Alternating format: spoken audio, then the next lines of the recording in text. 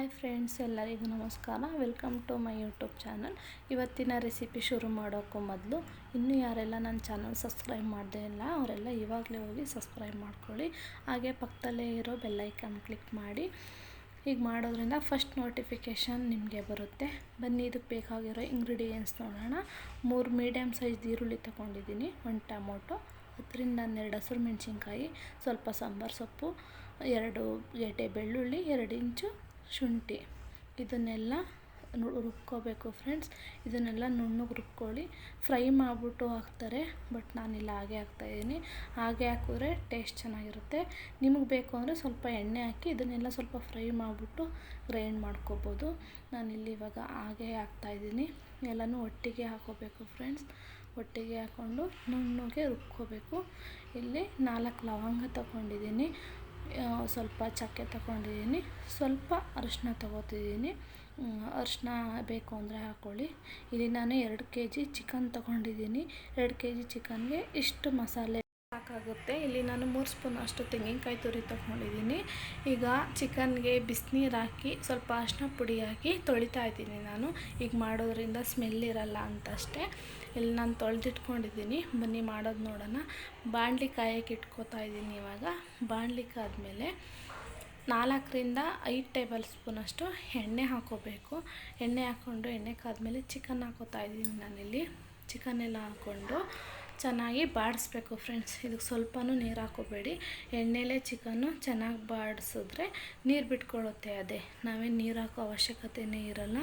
ಚೆನ್ನಾಗಿ ಈಗ ಇದನ್ನು ಬಾಡಿಸ್ಕೋಬೇಕು ನೀರು ಬಿಡೋ ಹಾಗೆ.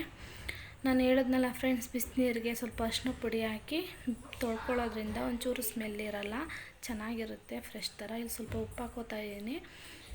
ಉಪ್ಪು ಹಾಕ್ಕೊಂಡು ಚೆನ್ನಾಗಿ ಬಾಡಿಸ್ಕೊಳ್ಳಿ. ಉಪ್ಪು ಹಾಕಿದ್ರೆ ಬೇಗ ಬೇಯುತ್ತೆ ಅಂತಷ್ಟೇ. ಬೇಗ ಬೇಯ್ದು ಇಲ್ಲಿ ಈ ಥರ ನೀರು ಬಿಟ್ಕೊಳ್ಳುತ್ತೆ ನೋಡಿ. ಚೆನ್ನಾಗಿ ನೀರು ಬಿಟ್ಕೊಂಡಿದೆ.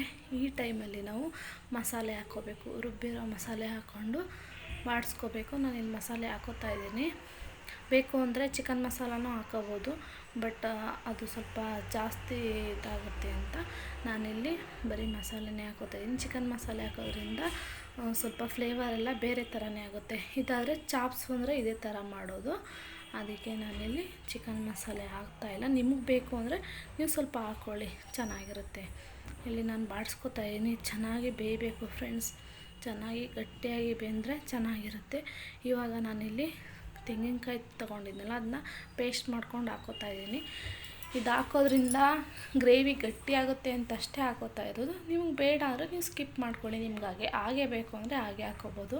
ನಾನಿಲ್ಲಿ ಗ್ರೇವಿಗೋಸ್ಕರ ಹಾಕೋತಾ ಇದ್ದೀನಿ ನೋಡಿ ಫ್ರೆಂಡ್ಸ್. ಸೈಡಲ್ಲೆಲ್ಲ ಎಣ್ಣೆ ಬಿಡ್ತಾಯಿದೆ. ಈ ಟೈಮಲ್ಲಿ ನಾವು ಉಪ್ಪು ಹಾಕ್ಕೋಬೇಕು. ಇವಾಗ ನಾನಿಲ್ಲಿ ರುಚಿಗೆ ತಕ್ಕಷ್ಟು ಉಪ್ಪು ಹಾಕೋತಾ ಇದ್ದೀನಿ. ಆವಾಗಲೂ ಸ್ವಲ್ಪ ಹಾಕಿದ್ದು ಅಲ್ವಾ. ಇವಾಗ ನಮ್ಗೆ ಎಷ್ಟು ಬೇಕೋ ಅಷ್ಟು ಮಾತ್ರ ಹಾಕೋಬೇಕು. ನೋಡ್ಕೊಂಡು ಆಮೇಲಿಂದ ಹಾಕ್ಕೊಳ್ಳಿ. ಇವಾಗ ಇದನ್ನ ಚೆನ್ನಾಗಿ ಬೇಯಿಸ್ಕೊಳ್ಳೋಣ. ಇದು ಚೆನ್ನಾಗಿ ಬೇಯಬೇಕು ನೋಡಿ. ಇಲ್ಲಿ ಈ ಥರ ಗ್ರೇವಿ ಥರ ಆಗಬೇಕು ಫ್ರೆಂಡ್ಸ್. ಬೇಕು ಅಂದರೆ ನಿಮಗೆ ಪುದೀನೂ ಹಾಕ್ಕೊಳ್ಳಿ ಗ್ರೈಂಡ್ ಮಾಡ್ಕೋಬೇಕಾದ್ರೆ. ನನಗಿಲ್ಲಿ ಪುದೀನ ಫ್ಲೇವರ್ ಇಷ್ಟ ಇಲ್ಲ ಅಂತ ನಾನು ಅದನ್ನು ಸ್ಕಿಪ್ ಮಾಡಿದ್ದೀನಿ ನೋಡಿ. ಎಷ್ಟು ಚೆನ್ನಾಗಾಗಿದೆ ಕಲರ್ ನೋಡಿ ಫ್ರೆಂಡ್ಸ್, ಎಷ್ಟು ಚೆನ್ನಾಗಾಗಿದೆ. ತುಂಬ ಚೆನ್ನಾಗಿರುತ್ತೆ. ನೀವು ಒಂದು ಸಲ ಟ್ರೈ ಮಾಡಿ ನೋಡಿ.